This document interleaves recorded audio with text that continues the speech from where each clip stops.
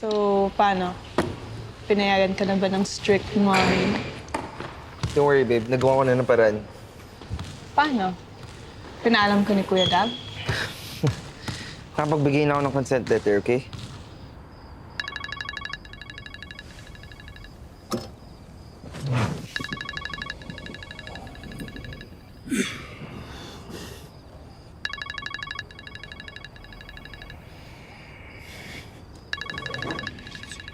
Luke! Nag-miss call nga pala mama mo. Luke, tara na! Ano, laro tayo? Oo, ang tagal ko lang hindi nakapaglaro, pero...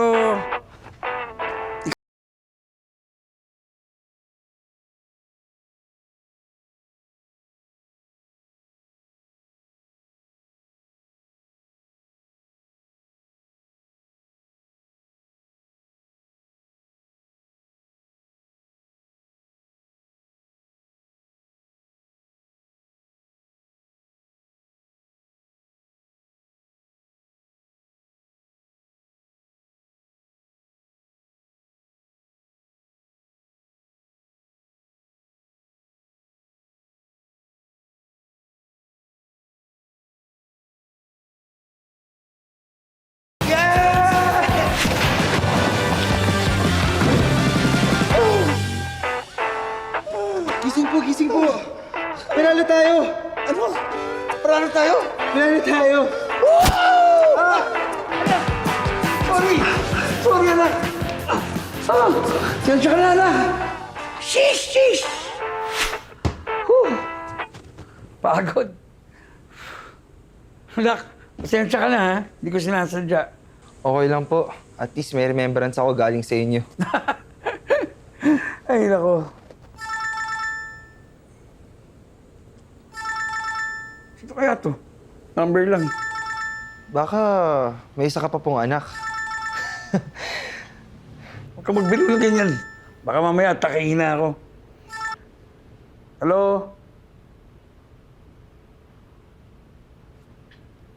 Edith?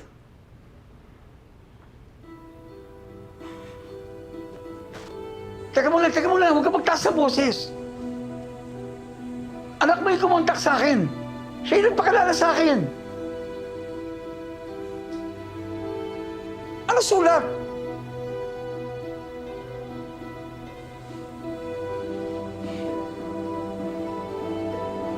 Pinekay mo yung sulat gamit ang pangalan ko. Dad, I'm sorry. Sorry!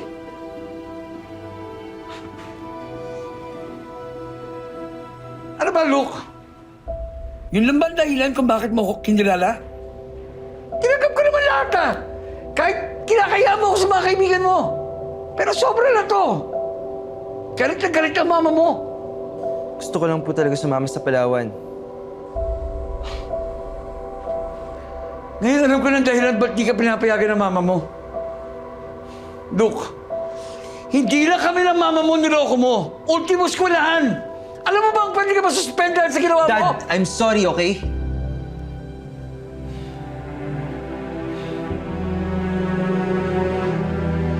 Tawagan mo na ako pag kailangan mo na ng tatay. Dad! Nagsinungaling ka din naman, ah. Hindi mo sinabi sa akin, pero ikaw ang nang iwan kay Mom, di ba? Dahil hindi ko pa alam ang tungkol sa'yo nun! Pero ikaw ang nang iwan, di ba?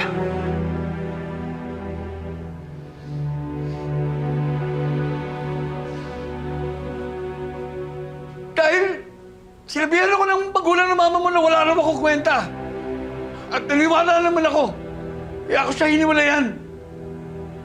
Pero anak, kung alam ko lang ang tungkol sa'yo nun, Andito ako ngayon. Ano? Aalis ka pa din? Alam mo bang pangatlong attempt ko na tong kontakin ka? Na sinasabi ko na lang sa mga tao na patay ka na kasi mas mahirap isipin na nandyan ka lang pero hindi tayo nagkakasama! ngayon nakita mo na ako, anak. Wala naman ako mapagmamalaki, di ba? Mas mabuti pa nga sigurong patay na ako para sa'yo. Tama nga siguro si na Lola. Wala kang kwentang ama!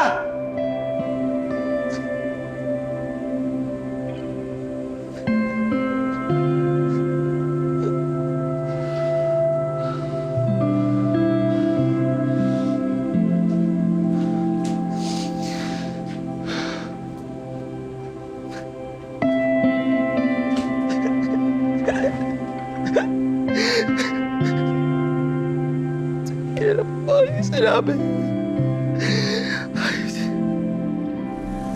I miss Kuya Dap. He was so sweet and fun, no? Excited to meet for Palawan. I'm gonna go shopping para sa trip, babe. Babe, okay ka lang ba? Babe, di ako makakasama sa school trip. What? Bakit? May nangyari lang. It's fine, babe. You guys enjoy, okay? But why? Babe, we've talked about this. Pumayag ka na, di ba?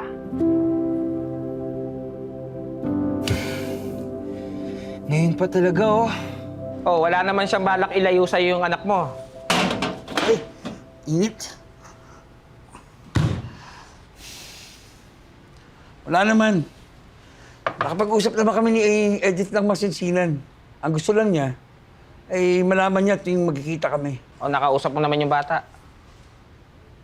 Oo, kaso ang problema, hindi ko nga alam kung ano sasabihin sa kanya eh. Palagay ko, wala naman ako madudulot na mabuti sa kanya.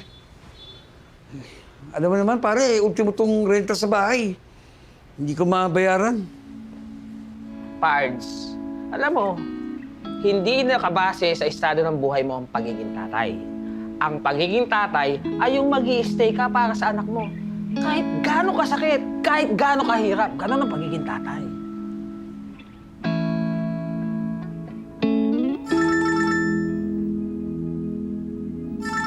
Oh, kailangan ka ng anak mo. Dali. Hello?